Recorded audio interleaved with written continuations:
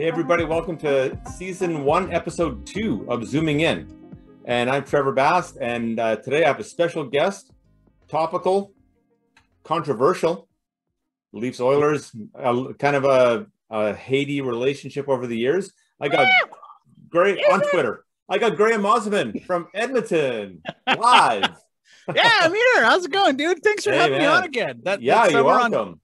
That summer podcast on Dallas Road is one of my favorite memories of the whole garbage of last year. So that was a good memory, wasn't it? Yeah, scorching hot too. And both of us with our pasty white skin, trying not to get burned, sitting out in like the scorching heat in July. It was kind of funny.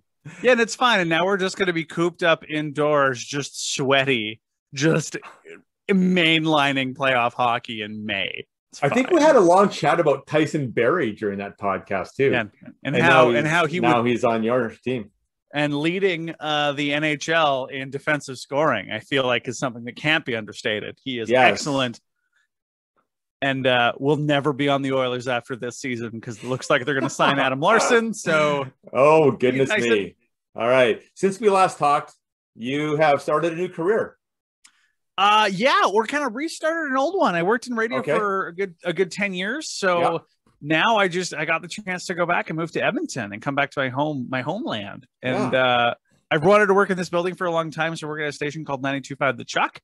Mm-hmm. And we are the kind of brother sibling station of 630 Ched, which is the Oilers rights holder broadcaster. So it's very weird and very cool to walk up to work and see the Oilers play-by-play and color team just wandering down the hallway getting coffee. Is that going to get you in the building sometimes? In the post-COVID times, I hope so. I know Chorus has we have a suite in Rogers, so that'd be pretty cool. Yeah. And how did you end up getting the drive show and not the morning show? You just walked into the 2 to 6 slot. You know what? They asked me about the gig. The morning show, our morning show is stacked. And so this particular station hasn't had an afternoon drive host in a year and a half. We've been running Jukebox. So they brought me in and we're going to work to build this station up and get it to a good spot to be competitive in Edmonton. So for a dude that was on air in Calgary for 5 years, it's really nice to not pretend I like the Flames. Oh, no kidding, eh? It's That's gotta be so tough. Did you guys do a preseason podcast on the OilersYYC? And we did. Did you make predictions? Do you remember where you predicted the Oilers might finish the regular season?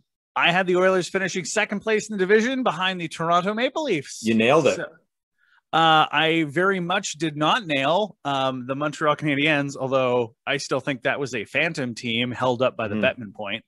Right. They won one more game than Ottawa all year long. Yeah. Right. I know. Yeah. So you guys have got the Jets. And are you excited, nervous? Do you have a feeling of dread? What's your feelings?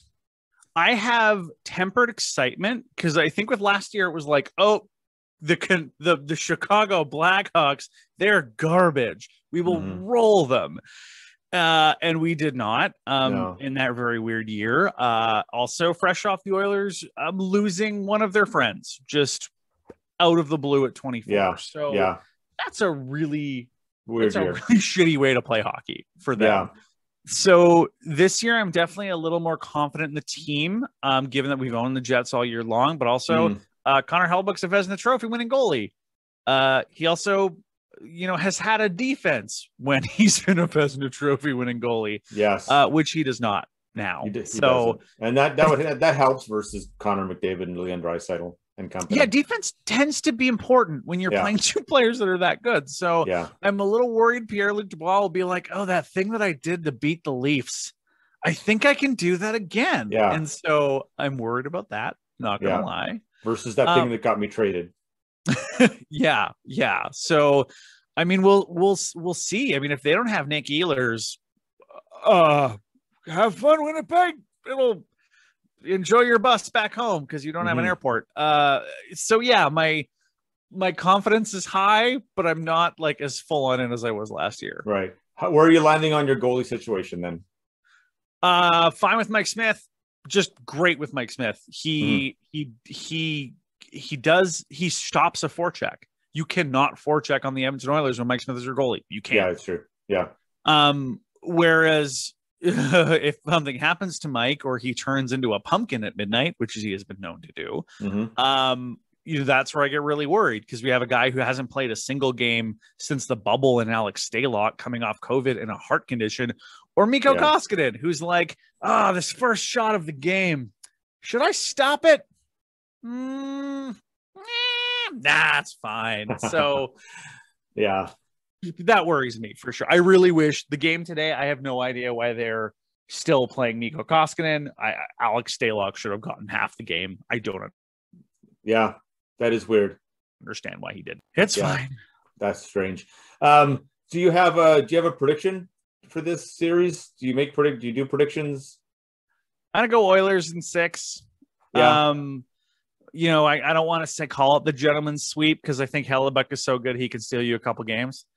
But in the end, Winnipeg doesn't have the horses, and assuming Toronto doesn't Toronto themselves, I am real hyped for round 2.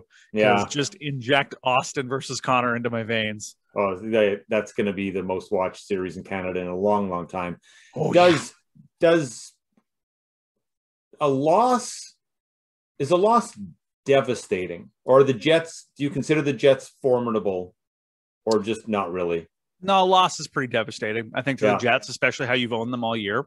A loss is devastating for sure, but I think it's really important to look forward and go like that. Ken Holland hasn't had the ability to really make it his team yet. Made some really shrewd moves, but this summer, virtually all of Peter Chiarelli's cap errors are gone. And if you want to push it and, buy out James Neal with his incredibly buyoutable contract, I don't think there's a problem with that. If you want to buy out Mikko Koskinen, that's fine. If you do those two things, you have $29 million in room.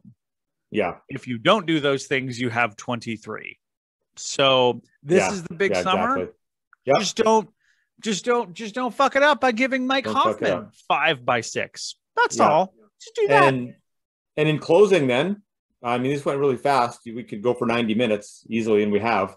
But Montreal Winnipeg is a series that nobody wants. So let's hope it doesn't happen. Oh God, that would be so bad. It would be so bad. I'm mostly mad that the Flames just turned into a pile of.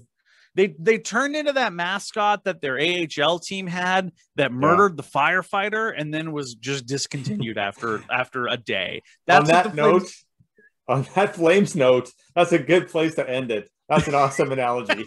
Thank you, buddy. All right. Thank you.